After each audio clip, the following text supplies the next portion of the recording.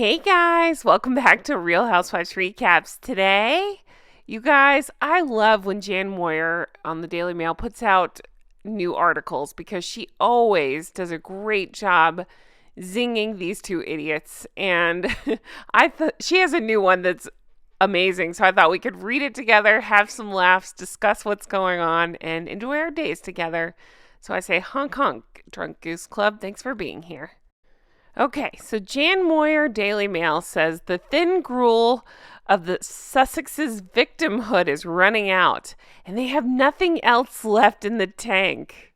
Yeah, we've been saying this for a little while. I knew something was really wrong when Prince Dum Dum immediately had to say after Spare came out, "Oh, I had enough to write another, whatever it was, another book or another million pages, I don't know.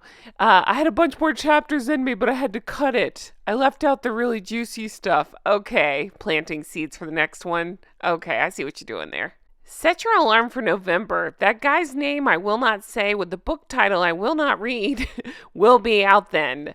The blurb promises it will be a, quote, penetrating investigation about the royal family's fight for survival. So, again, quotation marks. So she's being very sarcastic here. Go with me on this. She says, "We must prepare ourselves for embarrassing revelations about those rotters, the Windsors, who will no doubt be compared unflatteringly to the saintly Sussexes, whom that guy eternally scampers around." I love that she says he scampers like a puppy waiting for a treat.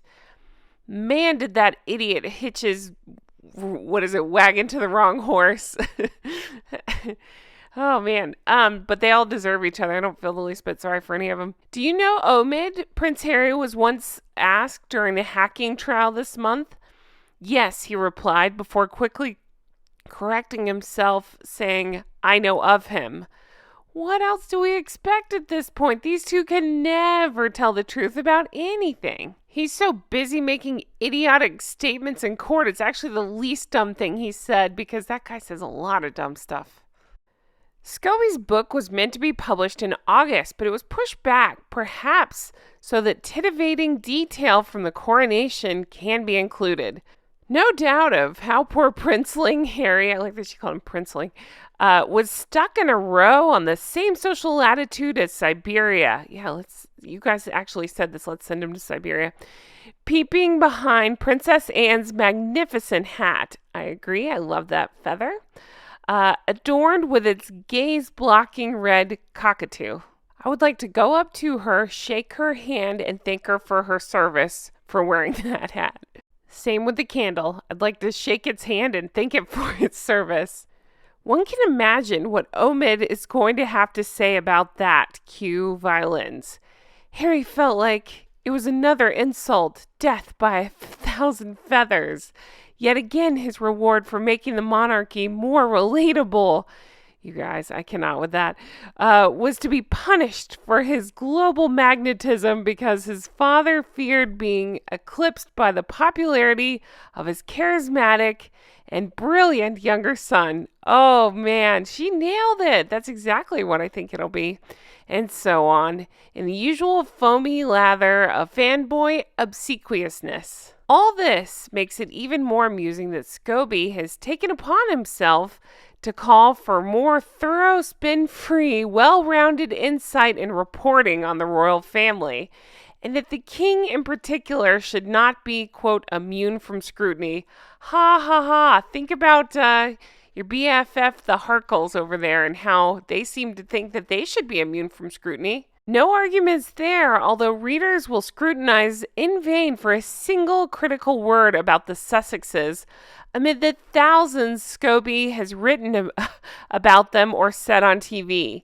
He should remember impartiality is a two-way street, not a fast lane to the moral high ground. Oh, I love Jan Moir, so well said. But the big issue is that if things carry on as they are, it isn't going to be Charles and co. fighting for survival come November. It will be the Sussexes themselves. For there are unmistakable signs that 3 years after they fled the tyranny of privilege and tiaras for a new life in North America, the wheels are coming off the Sussexes' wagon. But I would say I don't think we have to wait for November to see that. Just look at the near catastrophic car chase and all the things that people have said about their lack of work ethic and just getting fired off the podcast, etc. Harry and Meghan's endless irony-free lectures on topics such as climate change, female oppression, and unconscious bias are increasingly falling on deaf ears. Interest is running dry in their bitter river of complaint about the royal family. His brother pushed him onto a dog bowl. Boo-hoo. And let's be honest, no one except themselves care about their latest dud humanitarian award to be lovingly placed upon the shelf of self. You guys, shelf of self. That is so clever. In their in-house shrine. Outside the velvety embrace of their Montecito mansion, resentment is on the rise. This is why I want to read this article, because she's so good at nailing these two and their awful behavior and personalities. Shelf of self, that is my new favorite thing.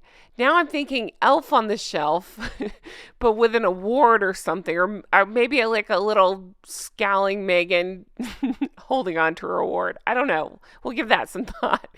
But Shelf of Self is perfect. And I talk about that a lot. She brings up such a good point about the lecturing us on climate change. I've said it a million times. I don't care if you take a private jet, you do you. But don't come and lecture me on climate change while flying there in your private jet. You know what I mean? I'm going to have some stuff to say about that. And I'm actually working on a video that has to do with exactly what she pointed out about the female empowerment while clinging on to your man and holding on to the title that you can only get through marriage. Let's talk female empowerment, right? While putting down other women and stealing quotes from them. Female empowerment. Choking on the hypocrisy. Testament from various disgruntled executives tells its own story. Spotify's Bill Simmons called the couple grifters. Yes, he did. After their Archwell company delivered only 12 lackluster podcast episodes following their £18 million deal. The United Talent Agency boss Jeremy Zimmer described the Duchess as a person of, quote, not necessarily any kind of talent. Oh, I love that guy. I want to send him flowers. To perhaps explain why the Spotify deal went south so quickly. To which I say to that, it's too hard. You guys, it's too hard. To be expected to work more than 1 hour a week is too hard. To have to interview my own guests on my show is too hard. Oh, God. Not sure when this video is going up. It's probably Saturday, but Friday I put up a video. It may be the same day. Who cares? I put up a video called Too Hard Compilation, so go check that out, and I give tons of examples just like this one.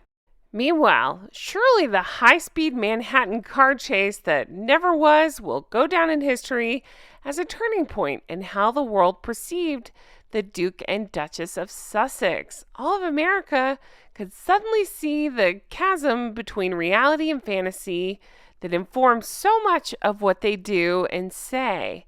Millions witnessed the martyr warp factor that colors every Harry thought in the Harry mind and Harry land.